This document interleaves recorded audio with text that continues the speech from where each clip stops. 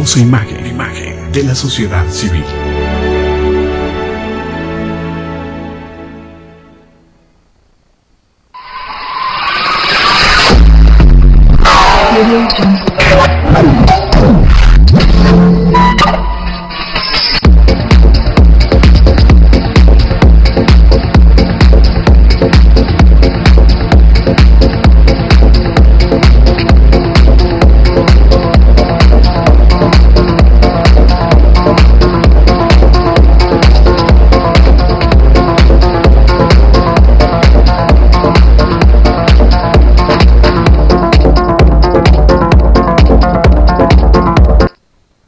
Canal Patrio, voz e imagen de la sociedad civil.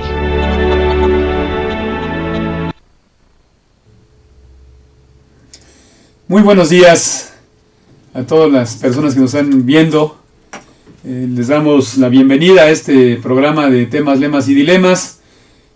Como siempre estamos aquí tratando de hacer análisis y propuestas sobre temas de interés y trascendencia nacional. Está con nosotros nuestro compañero Jorge Luis Vargas. ¿Cómo estás, Jorge Luis? Pues muy bien, David, buenos días a ti y al auditorio. Y solamente para decirle a nuestro auditorio que el día de hoy no nos acompaña nuestro amigo y compañero de programa, Oscar Leslie, por problemas de carácter de trabajo, ¿no? Por esa razón no se encuentra con nosotros el día de hoy.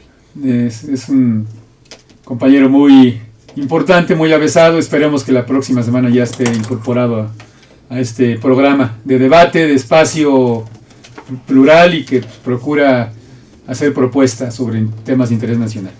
Bien, pues nos encontramos ante diversas situaciones.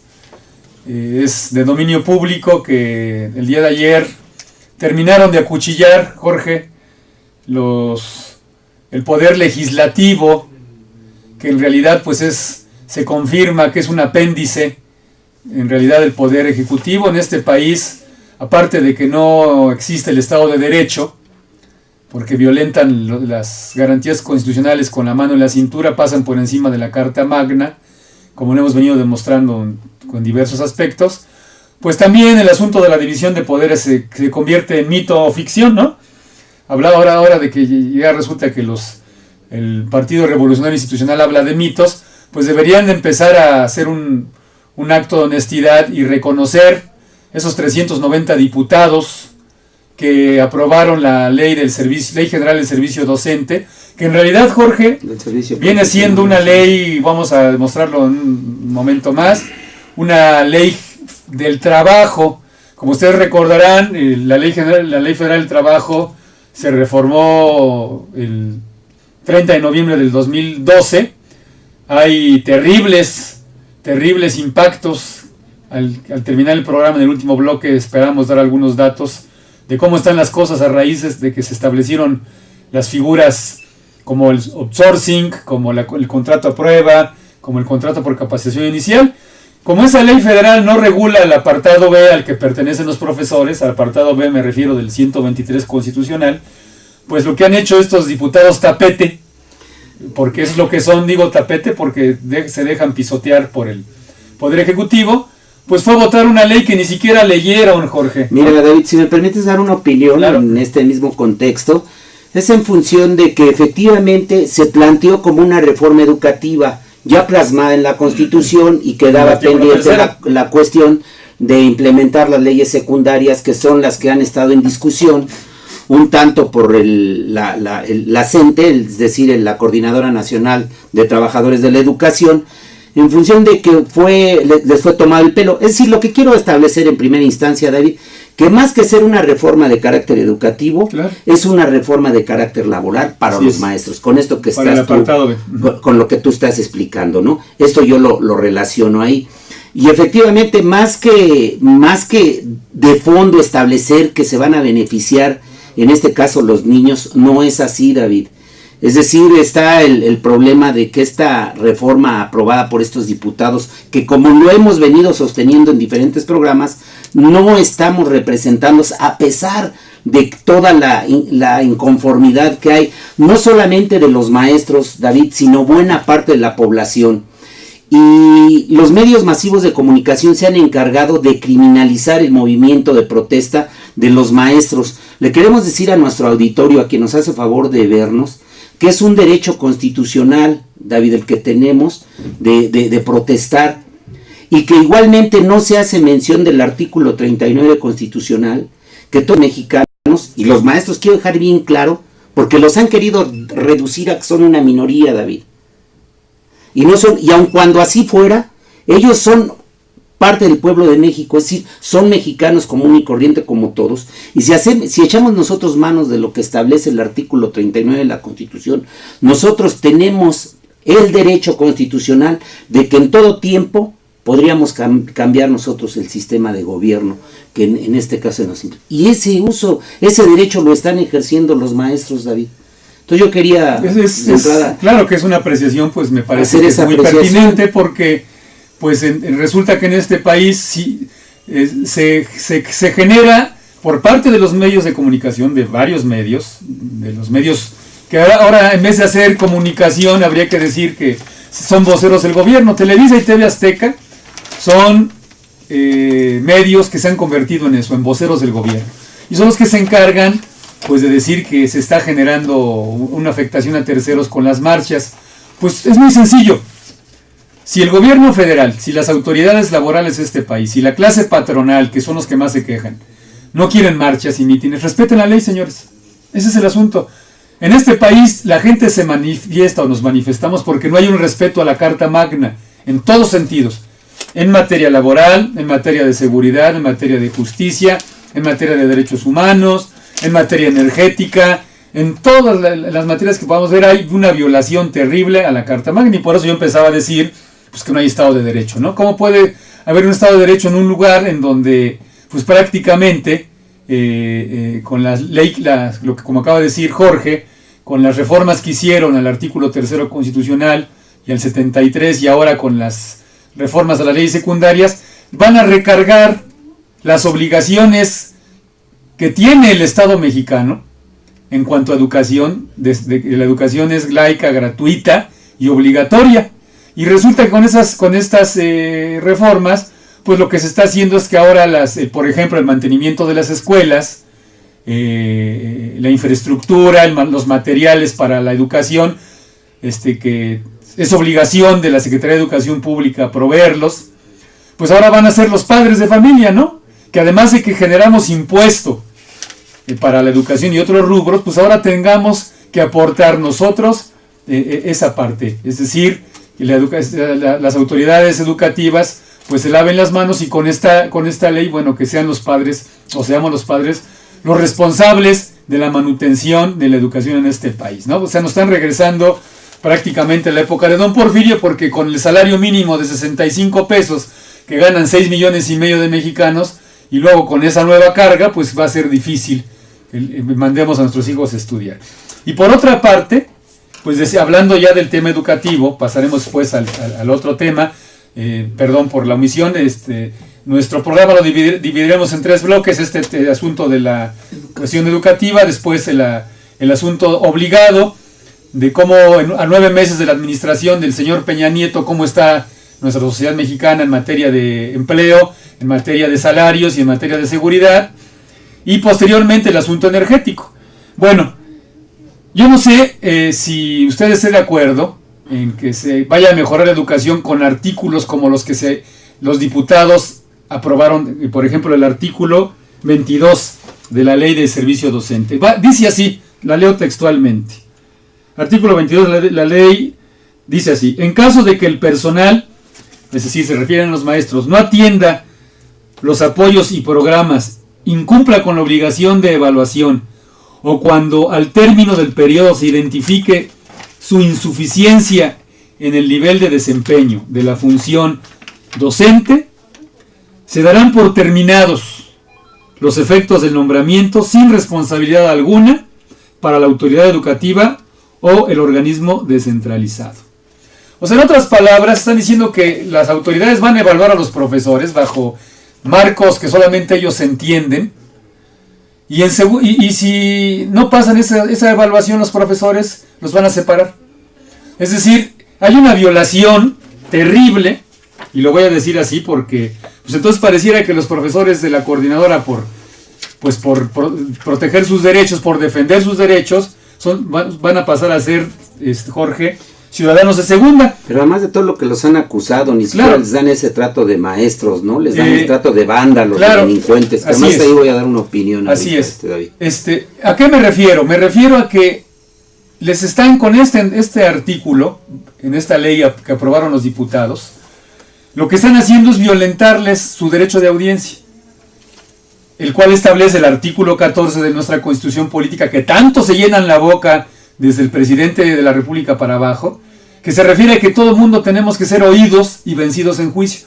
Lo mismo le hicieron al Sindicato Mexicano de Electricistas. El 10 de octubre de 2009, sin previo juicio, con el argumento de que era una empresa que no atendía el interés público, que tenía tarifas caras y que tenía un contrato colectivo de trabajo caro los trabajadores del ESME, sin previo juicio, tomaron las instalaciones y despidieron a 44,000 trabajadores sin juicio alguno. No nos extraña, por eso hablamos de que no hay Estado de Derecho en este país. Y lo mismo le van a hacer a los profesores ahora. El artículo 14 dice lo siguiente: a ninguna ley se dará efecto retroactivo, el 14 de la Constitución Política Mexicana. A ninguna ley se le dará efecto retroactivo en perjuicio de persona alguna. Nadie podrá ser privado de la libertad o de sus propiedades, posesiones o derechos, habla de derechos de todo tipo, ¿no?, entre ellos los laborales, sino mediante juicio seguido ante los tribunales previamente establecidos, en el que se cumplan las formalidades esenciales del procedimiento y conforme a las leyes expedidas con anterioridad al hecho. Ese es el segundo párrafo. Entonces, este artículo que aprobaron los diputados Tapete, que usted y yo además mantenemos, eso sí, sus grandiosos ingresos que tienen por levantar el dedo, votaron un artículo que pasa por la Carta Magna. Es decir, con esto, las autoridades de la Secretaría de Educación Pública pueden separar a un profesor sin previo juicio. Nada más por el hecho que según a juicio de ellos, ni siquiera a juicio de las partes, que en dado caso pudiera ser, digamos, la bilateralidad, es un principio, una regla de oro en lo laboral, en donde, en este caso, obreros o patrones, en el caso del apartado B, o en el caso del apartado, y en el apartado B, los trabajadores y el Estado puedan sentarse y tomar decisiones de manera bilateral. Aquí de manera unilateral van a separar a los profesores. Y dicen que eso es para mejorar la educación. Además, Jorge, hay otro agravante. Esta ley del servicio docente, que aprobaron los diputados, ni siquiera fue publicada en la Gaceta Parlamentaria. El reglamento interior del Congreso de la Unión y de la Cámara de Diputados y de la Cámara de Senadores establece que cualquier iniciativa, una vez presentada por la fracción correspondiente, tenga que ser remitida a una comisión, a la comisión en este caso de educación, ¿no?, porque tiene que ver con problemas educativos. Esa comisión tiene por obligación, por reglamento, que dar un dictamen. La comisión está formada por las diferentes fracciones parlamentarias, elaboran un dictamen y ese dictamen tiene que ser remitido, publicado en la Gaceta Parlamentaria de manera impresa y electrónica, para que los diputados en plenaria la lean previamente, discutan y voten, ¿no? Voten, en este caso lo que haya que votar. Fue de dominio público, amigo televidente, que desde el día domingo que abrieron el periodo ordinario de sesiones, incluido el día de ayer que concluyeron con la sesión, ni siquiera publicaron en la Gaceta Parlamentaria el dictamen de la Comisión de Educación, y los diputados del PRI, del PAN por supuesto, del Partido Verde, que nada más van como en los viejos tiempos de Díaz Ordaz y de otros presidentes de la República, los diputados van a calentar el banquillo, eso sí, hablando de eficiencia, exigiéndoles eficiencia a los trabajadores, pues lo que hicieron fue votar un dictamen que ni siquiera habían leído.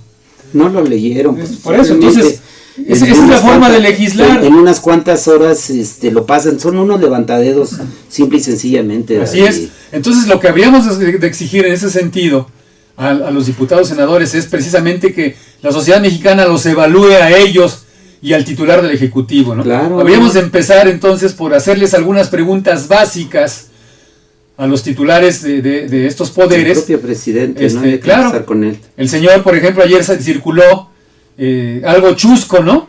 Pero que muestra su desempeño, imagínense, no sabe ni hablar.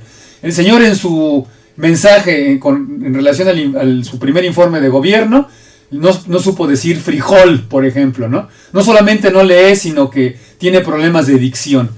Pero hablan de evaluación, hablan de eficiencia, cuando prácticamente lo único que están haciendo es legislar para los empresarios transnacionales que se quieren apoderar de este país. Entonces, yo concluyo, Jorge, este punto diciendo que esta ley educativa nada tiene que ver, esta ley que tiene que ver con cuestiones educativas, lo que están haciendo es darle muerte, laboral. darle muerte al proyecto original de la Revolución Mexicana que se estableció en el Constituyente de 1917.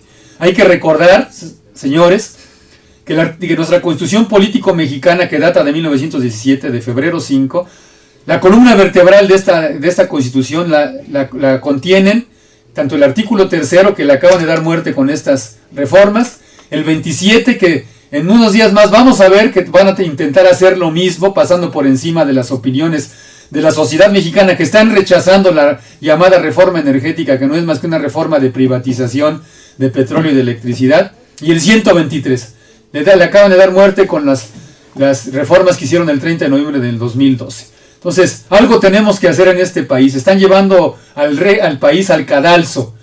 Y prácticamente con esto, lo que han hecho es dejar en estado de indefensión a los profesores, que lo primero que deberían de hacer las autoridades laborales es por mostrar los salarios que tienen los profesores. Vergüenza les debería de dar al secretario de Educación Pública, a Emilio Chuaifet, hablar de eficiencia cuando un profesor de primaria gana menos que un policía de crucero.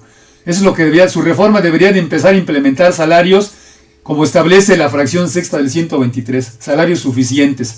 Al final vamos a dar los datos de cómo está el asunto salarial en este país, no solamente para usted y para mí, para los profesores, para más de 100 mexicanos que con 65 pesos diarios no podemos ni siquiera adquirir la canasta alimenticia recomendable. Entonces, esto es lo que yo pudiera plantear en relación al asunto de lo que aprobaron el día de ayer y el día domingo los diputados y senadores de este poder legislativo, que cada vez dan más pena cómo se legisla solamente para las empresas transnacionales. Pues bien, David, yo también quisiera opinar a este respecto, pero es en función que no quiero dejar de lado, es la cuestión de la criminalización que han hecho de las manifestaciones en contra de esta reforma que han hecho los maestros de la coordinadora.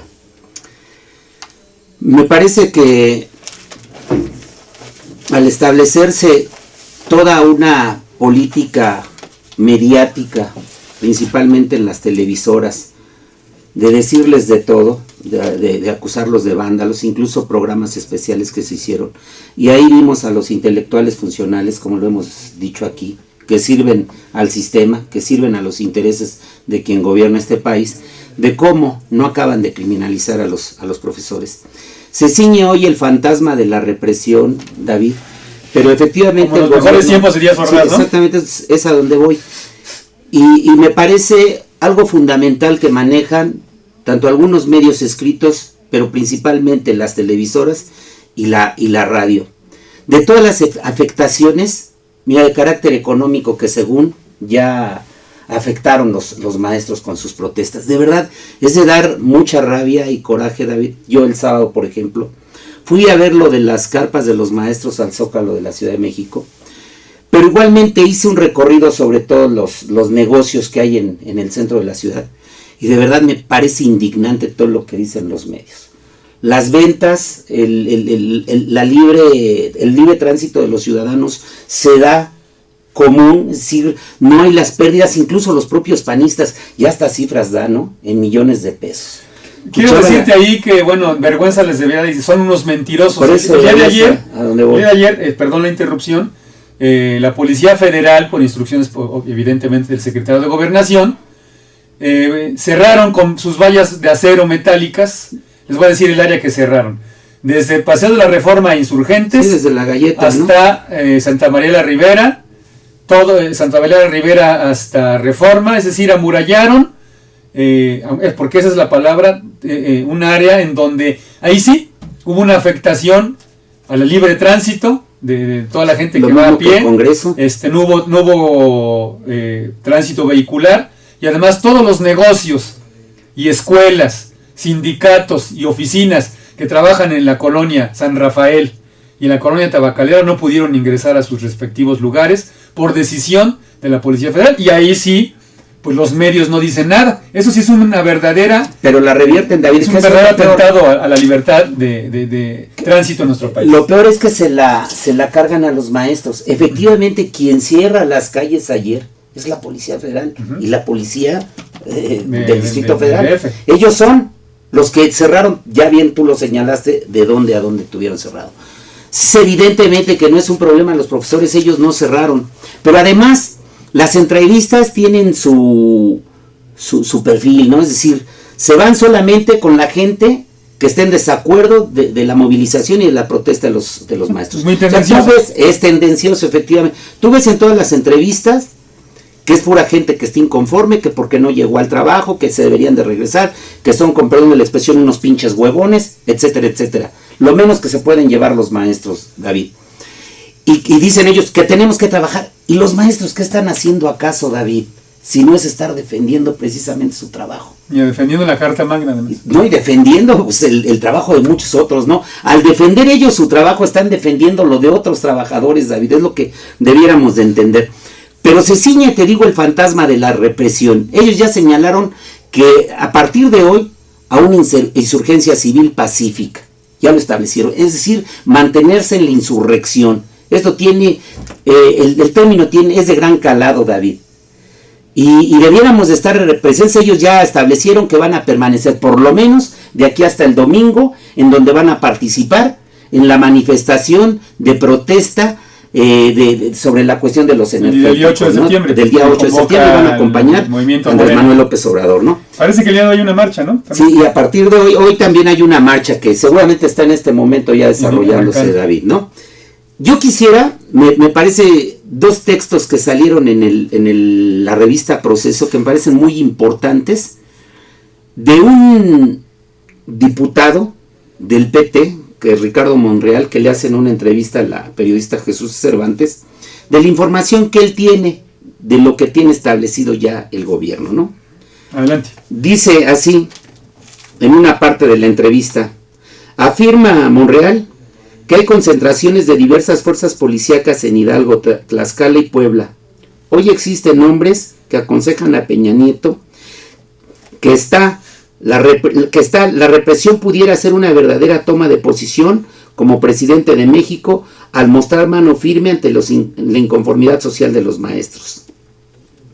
Añade, existe la tentación de endurecer y reprimir, pero al mismo tiempo les asusta, ojo aquí David, que pasen a la historia como grandes violadores de derechos humanos o genocidas. De ahí que ahora como cortesanos y lambiscones, y eso es cierto David, eso hay que decirlo, la Comisión Nacional de los Derechos Humanos, escúchese bien David, y la del Distrito Federal acompañan a Peña en el reproche al jefe de gobierno del Distrito Federal, Miguel Ángel Mancera, por su omisión ante marchas y bloqueos. Van a exculpar a los policías en caso de que usen la fuerza pública y van a decir que los maestros son los violentos, como ya lo estamos viendo en diversos medios de información, sobre todo las televisoras. Monreal sostiene que el plan está a la vista de todos y se ha armado de la siguiente manera. Los dirigentes visibles del movimiento serán los primeros aprehendidos, acusados por delitos federales como sedición, rebelión y motín.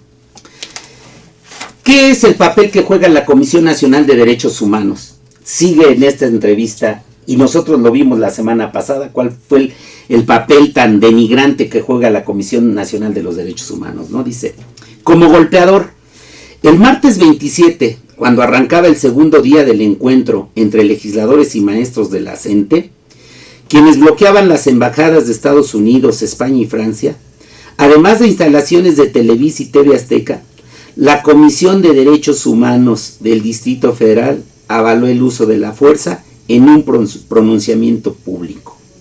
Entre la Comisión Nacional de Derechos Humanos emitió el jueves 29 de agosto un comunicado en el que revela que está investigando a las diferentes instituciones del gobierno capitalino que no han actuado en situaciones donde el derecho a manifestarse de esta organización CENTE se puede haber desviado, conocer por qué no se ha brindado la seguridad como es su responsabilidad. Entre las voces que piden aplicar la fuerza se encuentran también el dirigente nacional del PAN, pues claro, David, fíjate, no solo la Comisión Nacional de Derechos Humanos, ¿no? Gustavo Madero, quien en la tarde del viernes 30 pidió utilizar chorros de agua de presión para disuadir a los manifestantes, los del PAN, David. El martes 27 la senadora, la prima de Calderón, Mariana Gómez del Campo, y el diputado federal Fernando Rodríguez Doval, ambos panistas denunciaron ante la Procuraduría General de la República a los maestros del CENTE, lo que decía Monreal, por rebelión, motín, sedición y otros delitos contra funcionarios públicos del Distrito Federal. La denuncia está hecha ahora, solo falta que la PGR actúe y señala Ricardo Monreal. Es decir, esta es una parte de cómo se está ciñendo el fantasma de la represión, pero sin duda alguna, como lo dice el diputado Monreal, quizá ellos tengan miedo de que se les pueda, en un futuro no lejano, considerar como violadores de los derechos humanos y se les acuse como genocidas, ¿no? Lo que dice él. Por otra parte, David, ya para concluir con este tema de los maestros, que da para mucho que hablar, claro. Sin duda me queda claro que puede ser hasta como para otro programa. También sale un reportaje de un periodista que hizo, por cierto, el libro de Nación TV, que se llama Fabricio Mejía Madrid, que se metió al plantón de los maestros y ahí convivió con ellos, digamos, e hizo algunas entrevistas. El reportaje que hace él se llama, tiene como título, Encuentro con la bestia en el país de las ladies y los mis reyes. Voy a leer solamente una parte, David, de este reportaje que hace este periodista, que es la segunda parte del reportaje, que lo denomina así, Mexican Nest Top Lady. Y pues hay que poner atención a lo que voy a leer, David. Muy bien. Dice, el enfrentamiento entre los maestros y la televisión se puede rastrear desde los 50, en que Telesistema Mexicano, el antecedente de Televisa, comienza una campaña antiintelectual en la que todo debe ser entretenimiento, entre comillas, es decir, el Chavo del Ocho. Después de 1977, durante la huelga de los sindicalistas en la Universidad Nacional, Televisa se inventara como Esquirol, con programas que más que fallidos querían sustituir a los profesores universitarios. Pero la señal de alerta fue la aparición de una película de panzazo, entre paréntesis, Rulfo 2010. Sí, que es el productor, me parece que es, perdón la interrupción, ahí es uno de los productores, es el señor Claudio X, ¿no? Claudio X y el conductor Carlos Loret, ¿no? Loret de Mola, ¿no? Claro. Entonces, o sea, esa es la versión de Televisa. Pero de una copia además de los gringos, ¿no? Y sigo con la lectura. Sí. Calca de la que produjo Bill Gates, Waiting for Superman, para criticar la educación pública en Estados Unidos. El director declaró que, en el caso de México, se había basado en los resultados del estudio de Mexicanos Primero, una fundación del empresario que señalaste, Claudio X González, y cuyo consejo preside Fernando Landero Chovy, el creador nada más y nada menos de Teletón de Televisa. Por eso, los maestros ahora hacen plantones frente a las dos televisoras. En realidad son 1:30, porque son socias. La pinta que sintetiza el malestar, la pintura se borra, sus mentiras no. Y es que entre estos cuerpos tirados en el zócalo, entre estos maestros que a una señal se enfilan al bloqueo, a la caminata desde sus estados, que no duermen ni comen, hay una disputa cultural entre transmitir y televisar, entre lo memorable y la promoción, entre la escuela y la televisión. Se extiende un combate por el tiempo, la educación lo prolonga, la televisión lo acorta. La virulencia de las televisoras contra los maestros en el Zócalo toca un récord que solo puede compararse con 1968, 1988 y el desafuero de López Obrador en el 2005. Pero ahora contiene un componente de exclusión muy obvio: azuzar a la población de la capital mexicana para que repudie a los maestros sobre la base de la mitología salinista. Nosotros seríamos mejores sin, cuando la educación justo repite, esto por lo cual somos así. Es la exclusión contra la comprensión, y es exactamente el país de las ladies y los mis reyes.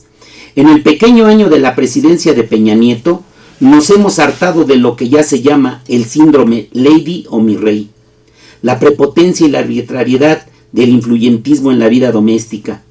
Lo conocemos de sobra. Una señora ebria atropella a un transuente y su defensa es que la novia de un político que insulta porque considera que es aparentemente rica por encima del lumpenaje.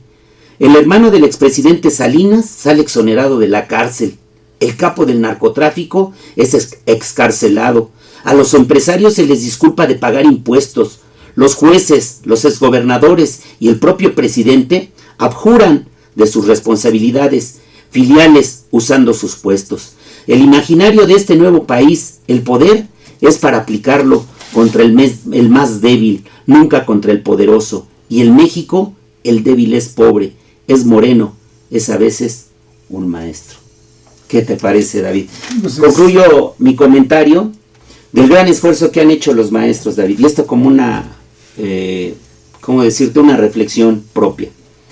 ¿Qué será muy fácil, David, de verdad? Y yo quisiera entrar en el pensamiento de quien nos ve, David, de muchísima gente del pueblo de México, de que tú crees que es muy fácil dejar su tierra, dejar su casa, dejar sus hijos, dejar sus costumbres y venir a pelear por todos los trabajadores de este país. ¿Tú crees que es fácil las inclemencias del tiempo que hemos tenido, de lluvia, de frío, de dónde asear, qué comer, David? Sí, ha sido fácil y merecen este tipo de criminalización, David. A mí me parece que no.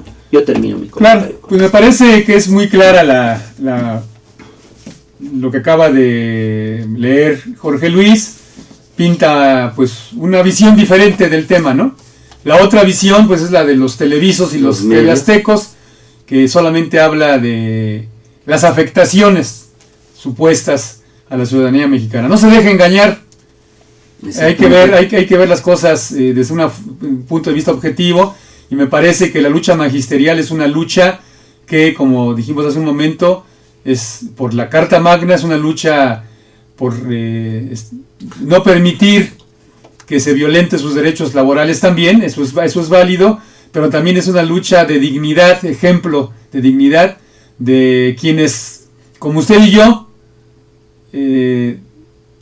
sin la labor de esos profesores, pues no sería posible hacer el ejercicio que acaba de hacer Jorge Luis leer, ¿no? Los profesores, y no es un asunto, digamos, de coba, la labor que hacen es fundamental para el desarrollo de este país. Entonces, vuelvo a decir, lo primero que debían hacer las autoridades laborales es revisar sus planes y programas, porque ellos son los responsables de ellos, y establecer salarios suficientes para los profesores. Por lo tanto, me parece que todos los movimientos que están realizando el magisterio en este momento, la Coordinadora Nacional de Trabajadores de la Educación, son movimientos dentro del marco de la norma constitucional y que además tiene esa valentía, esa dignidad. Bien, pues pasando a otros temas, es forzoso que hagamos un análisis muy general de lo que acaba de suceder. Me refiero a los horrorosos 9 meses de administración de Enrique Peña Nieto y del Partido Revolucionario Institucional cogobernando, no solamente ahora con el PAN, ya no es el PRIAN, ahora resulta que también son pues el PRD, ¿no? Es decir, un partido como el PRD que sus orígenes datan precisamente en respuesta al fraude electoral por el cual en 1988 Carlos Salinas de Gortari llega ilegítimamente a la presidencia de la República. Surge este partido como una respuesta y como un contrapeso a ese. Como un contrapeso y como un esfuerzo para tratar de organizar no solamente a los trabajadores mexicanos, sino amplios sectores de la sociedad. Hoy sus principios que dieron origen a ese partido han sido pisoteados. Hoy votan, y ya los veo, ¿no? También en lo que se viene la reforma energética, tratando de convencer a la nación de las bondades de entregarle la electricidad y el petróleo a los empresarios transnacionales. Quisiera hacer ahí un comentario, David, si me permites, con lo que estás comentando, que son salvo respectivas excepciones, David. Es decir, no todos los diputados y senadores del PRD estuvieron a favor de esta reforma. Por supuesto. Es decir, quiero decirte que casi estuvieron al 50, que si ya nos vamos entre lo que representa ahora el PT y Movimiento Ciudadano, fue más de la mitad, y ya 40, y me parece que son 49 a 56 los que estuvieron a favor, 56 PRD. Me refiero yo a la corriente que le llaman los chuchos, ¿no? La gente que está muy... Se le llaman los chuchos, como ustedes... Los pactistas, son los del pacto. Es una corriente ligada a Jesús Ortega.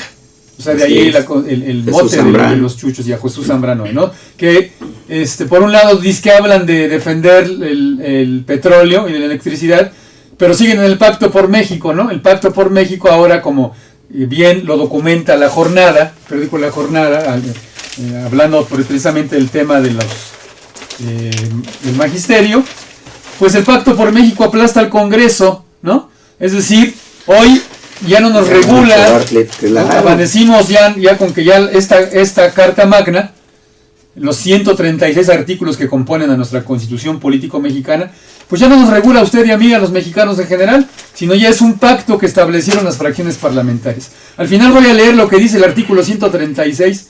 Lo que están haciendo con estas cuestiones es un trastorno público, los diputados, porque están pasando por encima de la Constitución. Claro, David. Entonces, volviendo al tema, Jorge, del asunto de un balance muy rápido de los 9 meses de administración de Enrique Peña Nieto, bueno, hay que decirles, empezaremos diciendo que lleva 8 gasolinazos, y que eso en materia de crecimiento ha golpeado severamente al salario de los trabajadores de la sociedad en general. La gasolina, como ya dimos cuenta hace algunos días, cuando hablamos de la necesidad de crecer en capacidad de refinación, pues desde el año 2009, fíjese bien, la gasolina costaba en el 2009 7 pesos con la Magna, 7 pesos con 77 centavos, y con los aumentos 8 de que ya lleva este señor, además con los que hubo con el señor Calderón, hoy la gasolina Magna está en 11 pesos con 69 centavos. Y el diésel, que tiene que ver con transporte público y transporte de carga, el transporte de carga indiscutiblemente es el transporte de alimentos, es decir, los aumentos al diésel impactan el transporte público y el precio de los alimentos. Estaba en 8.16 en el 2009, 8 pesos con 16 centavos. Hoy lo pagamos a precio de oro, 12 pesos con 5 centavos, ¿no? Entonces, 8 gasolinazos en el sexenio de Calderón. En materia de seguridad, que hablan de sus grandes detenciones, bueno, la Secretaría de Gobernación no puede ocultar sus propias cifras y reconoce que hay al menos 12.595 ejecuciones. Hay quien dice más, ¿no? Hay el dato que da el diputado Alejandro Encinas, sí, es de que son más de 13.000 ejecuciones en 6 meses, solamente de enero a junio. Es decir, en materia de seguridad están totalmente reprobados. Hablando de evaluar, nosotros tendríamos que evaluar precisamente a los diputados y también a la gestión del presidente de la República. En materia de crecimiento económico, bueno, pues aquí están peor. Quiero comentar, Jorge, que una de las promesas o de los objetivos, y puede usted checar la exposición de motivos de la iniciativa que aprobaron en materia de Ley Federal del Trabajo el 30 de noviembre de 2012, dijeron que si se aprobaban las figuras propuestas por el PRI y por el PAN, íbamos a crecer en miles y miles de empleos para los jóvenes. ¿Cuál es el escenario en 9 meses del sexenio de Calderón? 9 meses que lleva su gestión apenas. Bueno, pues solamente 31 empresas, fíjese usted, ni siquiera estamos hablando de los más de 800,000 empresas y establecimientos que componen, de acuerdo a datos de Seguro Social, la planta productiva de este país. 31 empresas monitoreadas por diversos organismos dedicados a la investigación laboral, entre ellas Grupo Carso, por supuesto, que es del Grupo Carlos Slim, Televisa, que hablan de derechos, se llenan la boca, TV Azteca, Walmart, empresa transnacional, y otras empresas. 31 empresas han despedido, no han creado empleos, han despedido, precisamente porque ya la nueva Ley Federal del Trabajo les facilita el despido, por ejemplo, cuando se aplican el contrato a prueba, simple y llanamente a juicio del patrón. Un trabajador, si a los 30 días dice el patrón que no pasó la prueba de aptitud, lo puede despedir sin ninguna responsabilidad. Bueno, los angelitos de esas 31 empresas han separado datos oficiales de enero a junio del 2013, 685,000 trabajadores.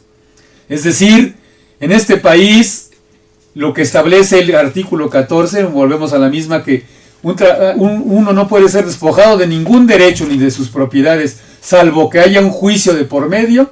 Eso se lo pasan, como dicen vulgarmente, por el arco del triunfo.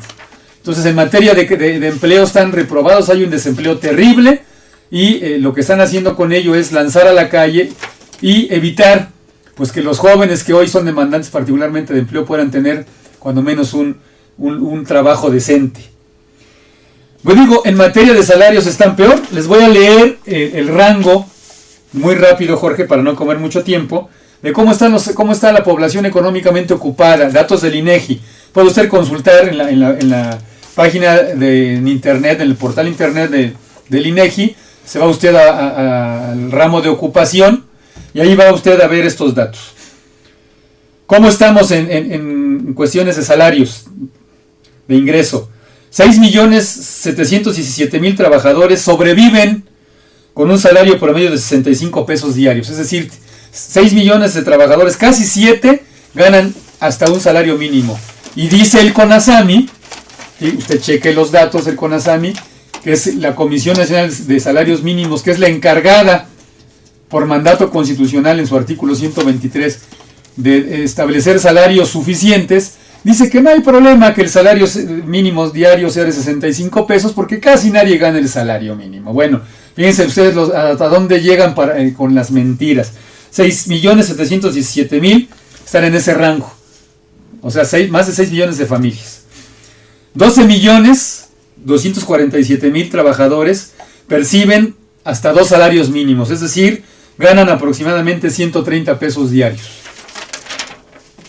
Asimismo, 9,940,000 trabajadores ganan hasta 3 salarios mínimos, es decir, 195 pesos diarios. Y un porcentaje, pues, de ahí de 7,776,000 trabajadores ganan hasta 5 salarios mínimos, es decir, 325 pesos diarios. Esto viene a cuento por el hecho de que el costo de la canasta básica, hay dos. La canasta, la Constitución en su artículo 123, para que podamos ubicar este asunto, en su fracción sexta, dice lo siguiente. Lo voy a leer, Jorge. Sí. Los salarios mínimos generales, que es lo que estamos ahorita analizando, deberán ser suficientes para satisfacer las necesidades normales de un jefe de familia en el orden material, es decir, para la comida y otras necesidades. No nada más para eso, sino en el orden social y en el orden cultural. y para proveer a la educación, hablando del tema, obligatoria a de los hijos. Los salarios mínimos profesionales se fijarán considerando además las condiciones de las distintas actividades económicas.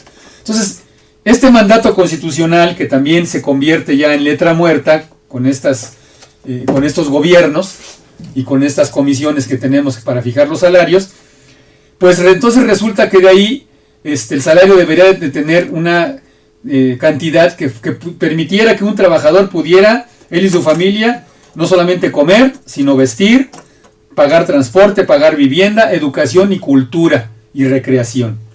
Bueno, para eso se elaboran las canastas básicas, para medir ese poder adquisitivo del salario, Jorge, ¿no? Sí. Hay distintos tipos de canasta, la elabora el Banco de México, tiene su canasta básica, que por cierto hay que decir, son cientos de artículos, que además de artículos que la clase obrera y los trabajadores de este país no consumimos, ¿no? Meten ahí hasta galletas de animalitos, por ejemplo. Hay centros que son serios para eso y que establecen canastas básicas reales, como es el caso del Centro de Análisis Multidisciplinario de la Facultad de Economía de la UNAM. O sea, saben lo que hacen, es su materia. Y este CAM de la UNAM lleva desde 1978 elaborando canastas básicas, no de escritorio, como lo hace el Banco de México, sino yendo a los tianguis y mercados, encuestando a la gente qué es lo que consume, amas de casa y trabajadores, y a partir de ahí sacando los costos de las canastas. Y ha elaborado 2 canastas, tiene más, pero hay 2 muy significativas. Una es la canasta básica alimenticia, que es una canasta de consumo diario para una familia de entre 4 y 5 personas, que es el promedio, que solamente se reduce a alimentos, ¿no? A lo que dice, al primer aspecto que establece el artículo constitucional, el 123. Y el costo de la canasta básica diaria, que consta de 35 artículos alimenticios, resulta, Jorge, que está en 189 pesos con 17 centavos. Este dato es a junio del 2013, es decir, está más o menos actualizado. ¿Esto qué implica? Bueno, implica varias consideraciones, ¿sí? Para empezar, lo que dice Jorge, que se requieren 3 salarios mínimos para poder tener lo necesario para comer. De ahí que renta, luz, gas, se desprenden otros rubros que pues no se pueden conseguir, ¿no? Educación, etcétera. Entonces, están descartados los 6 millones de trabajadores que ganan hasta un salario, que ya dimos el dato del INEGI, y los 12 millones que tienen entre 1 y 2, es decir, cerca de 19 millones de trabajadores mexicanos son pobres alimentarios porque su salario diario no les permite ni siquiera comprar lo básico para comer. Solamente los trabajadores, que son 9.940.000, que tienen a partir de 3 salarios mínimos, son los que pueden más o menos conseguir lo necesario, ganar lo necesario para la comida. Y aquí viene el otro problema, el costo de la canasta básica integral constitucional, Jorge. Es decir, por eso leí el 123, esa es la canasta que contiene todo lo que dice el 123, contiene lo necesario para la comida. ¿Cuánto se necesita ganar, David? Para ello se necesita ganar 1,096 pesos diarios. ¿Cuál es la conclusión? Pues la conclusión, señores televidentes, es la siguiente. Solamente 2 millones de una población de aproximadamente 113 millones, que es el dato de la INEGI, que compone esta sociedad mexicana, solamente 2 millones tienen ese ingreso y pueden adquirir esta canasta básica alimenticia. Pero la gestión de Peña Nieto habla de la cruzada contra el hambre, o sea, hablando de evaluación de su administración. Entonces, que nos expliquen el señor Peña Nieto y la señora Rosario Ibarra, que es la... Robles. Perdón, Rosario, disculpen, perdón, estoy cometiendo ahí un crimen. Rosario Robles, que es la titular de la Secretaría de Desarrollo Social, y que es la que está operando ese programa clientelar. ¿Por qué con sus programas contra el hambre cada vez hay más pobres? El Coneval, que es un Consejo Nacional de Evaluación de Desarrollo Social, que está oficial, un organismo que depende de la Secretaría de Desarrollo, de la CDSOL, acaba de reportar, no pueden ocultarlo, que el crecimiento de la pobreza en el país va en aumento. Claro. El crecimiento del 2010 al 2012, que es el último censo que hicieron, y es una cifra muy conservadora porque Julio Volminic se ríe de sus cifras, que es un investigador muy serio del Colegio de México en materia de pobreza. El Coneval dice que habemos 53 millones de pobres en México, que creció con respecto a 2010, que había cerca de 51 millones de pobres. Julio Volminic dice que llega la cantidad cerca de 87 millones de pobres. Digo, a como están las cosas, yo le creo a Julio Volminic, no sé usted, pero aún en el escenario conservador que establece el Coneval, es una muestra, es un tache para el señor Peña Nieto en su administración, porque entonces no han hecho nada para combatir el hambre. Es decir, en materia de crecimiento económico están pelas, no hay empleo, y en salarios. ¿Cómo puede haber crecimiento económico en un país, Jorge, en donde el Producto Interno Bruto acaba de reconocer la Secretaría de Hacienda y Crédito Público? Habían pronosticado que íbamos a crecer en este sexenio, dicen ellos, 3.5, 3.7%. Apenas vamos en el 1.8. ¿no? Y la semana pasada, efectivamente, reconocen que solamente vamos a crecer 1.8. Sí, y para riesgos de recesión, ¿no? Para el Fondo Monetario Internacional incluso estamos al borde de la recesión. Eso es lo que no dicen aquí. Se reconocen al extranjero, ¿eh? Sí. Aquí no se dice. Se dice que vamos a crecer. No, señores, no, ni siquiera vamos a crecer. Estamos al borde de una recesión por una simple y llana razón. Porque los ingresos de este país, lo poco que ingresa, lo que le esquilman a Pemex, por ejemplo, de cada peso le quitan 70 centavos, gran parte de eso se va a los bolsillos de los funcionarios y otros se van para pagar la deuda externa. Entonces, en materia de crecimiento económico estamos terriblemente mal. Y finalmente, yo quiero comentar lo siguiente, ¿no? Hay una serie de opiniones respecto a esta administración de Peña Nieto, y se dice por parte, fíjense nada más, voy a dar algunos nombres, ¿no? Que evaluaron esta administración, un intelectual orgánico, como dice Jorge, como José Antonio Crespo, el secretario de Hacienda, que se autoevaluó, Videgaray, no podía faltar, los jefes de las cúpulas empresariales, que son los que le está yendo muy bien con estas administraciones, como Gerardo Gutiérrez Candiani, que es presidente del Consejo Coordinador Empresarial, o el señor Francisco Fundanet, que es presidente del Consejo Coordinador Empresarial, o el títere de los banqueros transnacionales, como el señor Javier Arriguanagua, presidente de la Asociación de Bienes de Bancos de México. Todos estos que acabo de nombrar dicen que la reforma energética, la reforma educativa, es una demanda de la sociedad mexicana. Sí, incluso señalan, David, si me permites, que por eso no ha avanzado el país, porque no se han dado esas reformas, ¿no? O sea, sí, todas las que han pasado no han servido. Y para crecer necesitamos reformar, todas, ¿no? Las reformas, ¿no? Para poder crecer, ¿no? Bueno, pues ahí les va, ¿no? ¿Qué han significado las reformas para este país? Las privatizaciones, porque en realidad, Jorge, han sido muy cuidadosos en sus campañas, el gobierno federal. Dicen que la reforma energética no es reforma privatizadora. Bueno, pues imagínense, ahí les van dos declaraciones en materia energética, ya entrando al terreno energético, porque nos está consumiendo el tiempo. Me da chance ahorita antes, claro, ¿no? de pasar sobre lo del informe de Peña. Bueno, ok. Al último tema, David. Sí. Sí, yo dividí en dos partes la cuestión de lo que fue el pretendido informe de Peña Nieto, ¿no? Porque este informe pues se da entre cuates, ¿no? Los que acabas tú de señalar, ese 500 cuates. De empresarios de 600, ¿no? Invitados, que fue además la cifra mediática que dieron las televisoras y la radio y algunos medios escritos. Con esta gente en la que vimos en la televisión a Peña Nieto, se entiende que no está bien con toda la población, más que con estos cuates, ¿no? Es la gente de bien, la que en la época de don Porfirio eran los científicos, David. Así es. Ahora estos 600 invitados son la gente bien. ¿Quiénes son? Ese es el 2%, que no es el 2% de que hablan que sí puede comer, irse de exactamente, viaje, ¿no? Que están bien ellos. ¿Quién es esta gente de bien, David? Pues son políticos, empresarios, intelectuales funcionales, lo que decías hace un rato, representantes de los trabajadores, como el líder de la CTM, por ejemplo, ¿no? El líder de la Comisión Federal. Líderes charros, ¿no? Los charros, Romero de Champs de los petroleros, etcétera, ¿no? Ellos son... Del líder de la Comisión Federal. Y además ellos son los que se consideran, lo que hace ratito decíamos, los mis reyes, en ese reportaje que hace Fabricio Mejía. Se consideran que son los muy civilizados. Entre ellos, veíamos en las pantallas, saludaban y se abrazaban, ¿no? Efusivamente. Pero creo que se abrazaban, David, de cómo ellos están pensando en repartirse el pastel de las reformas constitucionales neoliberales que están realizando hasta el momento, ¿no? Como es el caso de lo que tú ya señalabas, de la privatización, por ejemplo, de Teléfonos de México, de ferrocarriles, etcétera, de algunas otras, ¿no?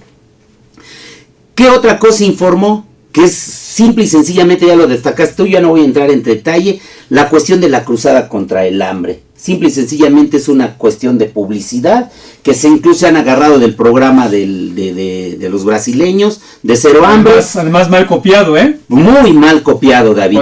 Podemos dedicarle un programa y demostrar que el programa que se aplicó en Brasil nada tiene que ver con lo que está haciendo aquí en este país. Además, escuché con atención que Peña dijo que ya se estaban atendiendo de un promedio de 7 millones de mexicanos, cifras oficiales, cifras de él mismo, que son los que están en esta necesidad de hambre, que solamente se han atendido hasta el momento 250,000, al paso que vamos, yo no sé si terminen en el sexenio, ¿no? Y luego lo que destacó mucho en su informe, David, fue lo que también señalabas tú, es el Pacto por México. Él estableció que es su gran logro político y que efectivamente lo que está pendiente y que está pactado ya son las reformas constitucionales de la que ya dimos cuenta y que veremos cómo se desarrolla, la de telecomunicaciones, la que sigue en discusión, que es la educativa, que ya entramos en materia. Faltan efectivamente la energética, la hacendaria y la financiera. Sobre todo, más bien el mensaje es publicitario que de logros, David, porque realmente no se destaca ningún logro, ¿no? Lo estamos demostrando. Y hace un buen rato tú señalabas de cómo se ha suplementado ya el Congreso de la Unión. Es decir, el Congreso de la Unión ha sido reemplazado por las cúpulas partidistas, David. Y por el Pacto por México. Exactamente, con el denominado Pacto por México. Sus dirigencias suscriben acuerdos que luego nos transmiten e imponen a sus respectivas bancadas a espalda de la sociedad, David, pero también de las instituciones. Si a los mexicanos no nos toman en cuenta, volvemos a lo mismo, es un pacto entre las cúpulas partidistas y aquí las hacemos realidad, ¿no? Y las empresariales, efectivamente. ¿Qué cosas no se informaron? Yo te dije, yo dividí en dos partes, ¿no? Pues no se informó, efectivamente, el incremento, por ejemplo, al salario mínimo y en general, porque vinieron los contractuales, ¿no? Pero luego se refleja con los contractuales también, que no entramos, pero eso no se informó para nada. No se informó de los incrementos efectivamente a la gasolina, a la luz y al gas, que son incrementos que se dan mensualmente, David. Así es. ¿Qué otra cuestión de la que no se informó? La verdad, perdón la interrupción, hoy dijeron que extinguían luz y fuerza del centro para bajar tarifas, ¿no? Así lo dijeron, no lo estoy diciendo yo. Chequen lo que dijo el señor Calderón en su mensaje del 11 de octubre de 2009. Y ahora resulta que las tarifas han tenido un incremento en el sexenio de Calderón y sigue la misma tendencia con Peña Nieto del 600%. Usuarios domésticos, que es donde encajan el diente, que pagaban en promedio 200 pesos, en gran parte de esta zona central del país pagan hasta 1,200 pesos. Entonces, los incrementos han sido criminales, por eso es de que hoy la gente o come o paga luz. Y ahora vienen con la misma zanahoria. Cuando hemos hablado de la reforma energética, siguen diciendo que van a bajar tarifas. Pues yo no sé, seguramente se refieren a las tarifas industriales. Otro tema, David, vale mucho el comentario que haces, complementa lo que yo estaba diciendo sobre el incremento de los energéticos, que es la gasolina, luz y el gas. Es la gran corrupción que existe en el país y que también se omitió. Bueno, es el caso de Salinas, ¿no? Por ejemplo, le regresaron sus propiedades lo exoneraron y le regresaron sus propiedades a Raúl Salinas. Es un delincuente confeso que, por cierto, Jorge, recordarás que dijo, se le había, perdón por insistir en ese tema, pero es un tema trascendente. El señor Raúl Salinas de Gortari se le habían confiscado propiedades y capital porque se le demostró que era enriquecimiento ilegítimo y además ligado al narco. Y él declaró y él reconoció que cuando se compró TV Azteca, recordarán ustedes, Jorge, que TV Azteca era televisión, era Imevisión, que era televisión estatal. Sí. Él fue el que prestó al que hoy es el dueño, que es Salinas Rocha, le prestó el capital para adquirir esa televisora. Salinas Pliego. Salinas Pliego. Y resulta ahora, pues que ahora es un angelito, hablando de corrupción, que están combatiéndola. Bueno, yo no sé si la corrupción se combata regresando el dinero a los criminales, como es el caso de el hermano de Carlos Salinas de Gortari, y además aplicando una total impunidad. Es decir, ¿en dónde está la lucha contra la corrupción? No la veo por ningún lado. Sí, el tío Montiel, ¿no? Por ejemplo, también. Entonces, en esa materia están también reprobados. Bueno, decía yo en cuestión de la corrupción, también no se habló de la corrupción en el sindicato petrolero con Romero de Champs, no se habló de la corrupción, hablando de sindicatos del Bester, o sea, del pues es su bandera, ¿no? Que la metieron a la cárcel. Bueno, según ellos, ¿no? Pero no se destacó ni se informó, porque saben que ellos crearon ese monstruo, claro, porque había que estar ahí, quien fomentó esa corrupción que venía implementada desde el propio gobierno, es ¿no? La única bandera que claro. Tiene. No se habló de los gobernadores corruptos, ya dijimos el caso de Montiel, de Moreira, que además son actuales, el de Granier, el de Fidel Herrera, que además ya Fidel Herrera lo van a hacer embajador, ¿no? Allá en... David, no me acuerdo si en Bélgica, no recuerdo en una parte país. de Europa. Oliva González del PAN, de allá de Aguascalientes, Sabines de Chiapas. Bueno, no se habló de absolutamente nada de corrupción y efectivamente, como tú señalas, vino a la postre la cuestión de la exoneración de Raúl Salinas, no se dijo nada, ¿no? También no comentaron en buena medida el problema del gasto público. ¿Por qué no se utiliza si tenemos grandes reservas si estamos en una cuestión de posible recesión, como ya lo señalabas tú, David? ¿Por qué no se utilizan las reservas que tenemos en el Banco de México?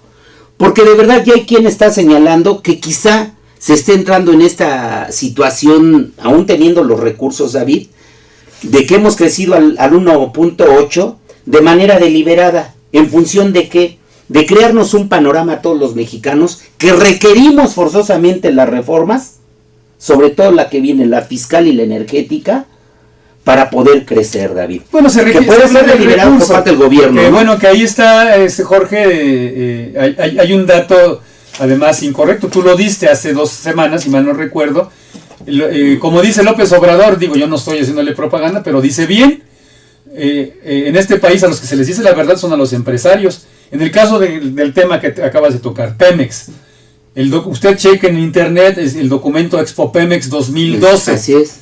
Y se va a dar cuenta que ahí, se va a dar cuenta que simplemente para el año 2011 Petróleos Mexicanos ingresaron antes de impuestos $125,000 millones a esa empresa. Antes de impuestos, subrayo.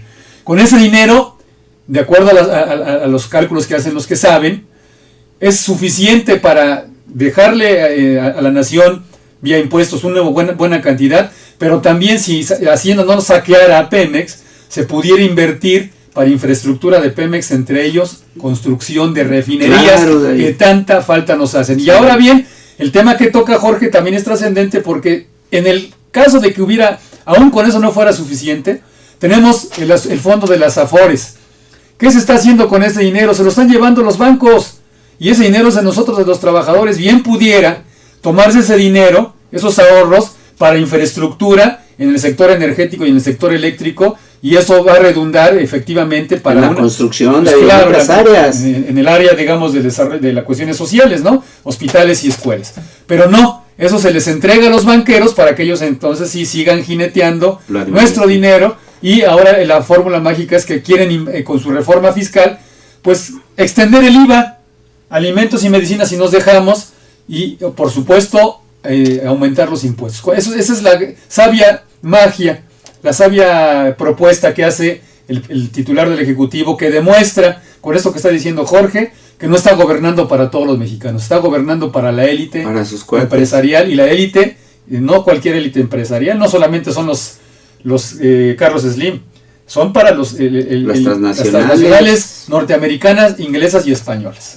Bien, David, yo termino con la cuestión de la inseguridad que también no atendió, que solamente en estos 9 meses que lleva como presidente Peña Nieto, son 13,775 muertos. Él destacó mucho que se habían detenido a más de 60 narcotraficantes que ya no iban a seguir haciendo mal, pero no informó de estos 375. Que son ejecuciones. Que son ejecuciones, ¿no? Que son desapariciones, ¿no, David?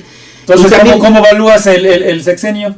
Hablando de que ellos, como evalúan a los profesores, pues en una escala de 0 a 10, están reprobados, ¿no? Por supuesto que sí, David. Y finalmente también nos refirieron que como ya las policías... Dije, ¿cómo evalúas a la administración de Peña Nieto? Pues mala, ¿no? O sea, yo creo que no podemos llegar nosotros, ni siquiera yo desde mi perspectiva, a un 5, David, de verdad. Están reprobados. Reprobado totalmente, ¿no? Que todo lo que prometió ante notario público, pues simple y sencillamente no se está cumpliendo. Toda la apuesta que ha hecho el gobierno federal, encabezado por Peña Nieto, es en función de lo pactado, ¿no? Con los perredistas, chuchos, con los panistas de Madero, y bueno, y el propio PRI, ¿no? Termino solamente diciendo un dato también que no informó David, cómo ha sido rebasada la Policía Federal, el Ejército y todo, con las policías de autodefensa en todas las comunidades, David. Incluso hay cómo se ha desarmado a las policías inventándoles cosas, David, de autodefensa en las poblaciones, a partir de cómo están involucradas las autoridades del país, principalmente en el caso del Ejército. Total, el tema da de mucho que hablar, David. Yo quisiera dejar hasta aquí mi comentario. Y el último nada más sería el de los riesgos de la recesión. También viene un reportaje muy importante en la revista Proceso, en un reportaje de Arturo Rodríguez García, que cuáles son los riesgos, dice según él en una parte de esta nota, que al cierre del segundo bimestre los resultados del gobierno federal en materia económica son poco menos que desastrosos. La expectativa de crecimiento se ubica en menos del 2%. La balanza comercial es deficitaria. Hay un desplome del Producto Interno Bruto per cápita. El desempleo creció, que también no dijo nada del desempleo David, de manera alarmante. Los capitales golondrinos se han fugado como no lo hacían desde 1995 y todos los indicadores apuntan a una recesión. Un panorama que advierten especialistas y consultores podría empeorar en caso de que las reformas fracasen o no respondan a las esperanzas depositadas en ellas. Es decir, ¿cuál es nuestra opinión en función de lo realizado por este gobierno? De que ellos decían y prometieron que ellos sabían cómo hacerlo, simple y sencillamente es reprobatorio.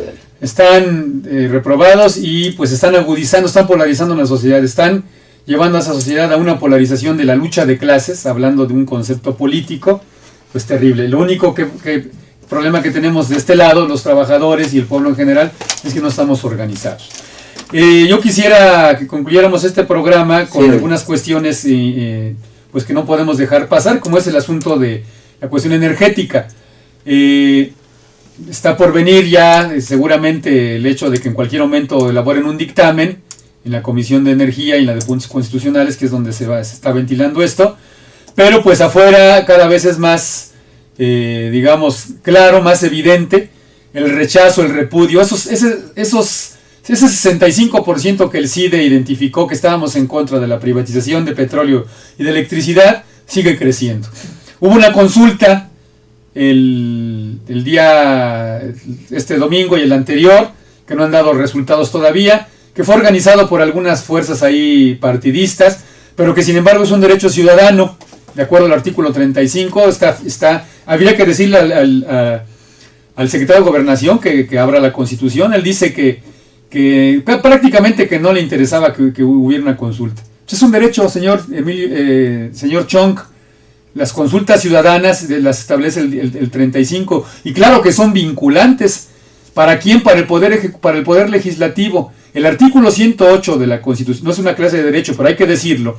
El artículo 108 de la Constitución Político Mexicana establece que los diputados y todo aquel que trabaja en el Congreso de la Unión son representantes populares. Por lo tanto, las consultas y las opiniones de los ciudadanos tienen que obedecerlas, tienen que tomarlas en cuenta. Están llevando al país al cadalso con sus decisiones. Esto que acaba de describir Jorge, en términos de cómo el Pacto por México es el que regula al país, nos está llevando a una situación de trastorno público. ¿A qué me refiero? Me refiero a lo que establece el artículo 136 de la Constitución Político Mexicana. Lo voy a leer. Dice así: esta Constitución no perderá su fuerza y vigor, aun cuando por alguna rebelión se interrumpa su observancia. En caso de que por cualquier trastorno público se establezca un gobierno contrario a los principios que ella sanciona, tan luego como el pueblo recobre su libertad, se restablecerá su observancia, y con arreglo a ella, las leyes y que en virtud se hubieran expedido serán juzgados, así los que hubieran figurado en el gobierno emanado de la rebelión, como los que hubieran cooperado a esta. Es lo que está pasando en este país. Estos gobiernos neoliberales están llevando al país a un trastorno público. Están haciendo cosas contrarios a los principios que sanciona nuestra Constitución. No lo permitamos. Tenemos alternativas. Una de ellas es las movilizaciones, otra es el asunto de establecer comunicación a través del volanteo, los foros de discusión, hablar con el vecino. Es decir, no podemos permitir que un puñado de magnates lleven a un país a un lugar sin destino. Porque el problema es no nada más para la gente que ya estamos, digamos, de salida, yo me cuento entre ellos, sino para la gente que viene atrás. Este país merece otra cosa. No es el país, es el régimen el que ha demostrado, sí, es el sistema. Este régimen económico que no atiende, que no representa los intereses de los mexicanos, sino que solamente representa los intereses de un puñado de empresarios transnacionales. Algo tenemos que hacer, no nos podemos quedar callados, no podemos quedarnos como en esa vieja revista que decía que éramos los agachados. Tenemos la necesidad hoy, más que nunca, de ser críticos y de desplegar nuestra fuerza, nuestra organización para defender lo que es de nosotros. Yo con eso concluyo y pues no sé si tengas un último comentario. Pues ya no hubo forma de dar una opinión sobre la pretendida reforma a los energéticos, David. Sencillamente hacer una invitación ya de que dejemos a un lado la indolencia y que en todo caso acudamos el próximo domingo 8 de septiembre a este acto de protesta que va a encabezar Andrés Manuel. Y el día 12 convoca otro acto el Sindicato Mexicano de Electricistas en contra de la reforma energética. Bueno, pues hay que hacer todas las movilizaciones que por lo menos puedan servir para que no pase para detener esta investida. Les agradecemos mucho, esperemos que la pasen muy bien. Muchas gracias, Jorge. Gracias a ti. Buenas tardes, un saludo a Oscar Leslie. Nos vemos la próxima semana. Canal Patrio, voz e imagen de la sociedad civil.